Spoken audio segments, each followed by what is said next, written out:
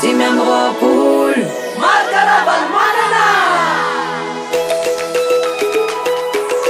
Dimy amby roapolo Markarabal manana Dimy amby roapolo Markarabal manana Dimy amby roapolo Markarabal manana Programme manifestant ambon'ny tany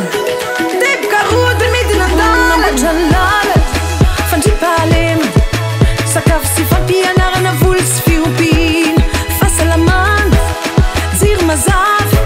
teknôlôjia asa sy rano fisotro madio fialamboly fizahantany avalomanana marika ianany navitan'izany ale tonga ty avony zonge ry vahoaka anakazo be sy ny manodidina tena ianareo no nanaovany dada sineny faradoboka androany any sisa ny azo manao propagande dia zay mahazava-dehibe an'ity androany ity andesy lahatra anareo hoe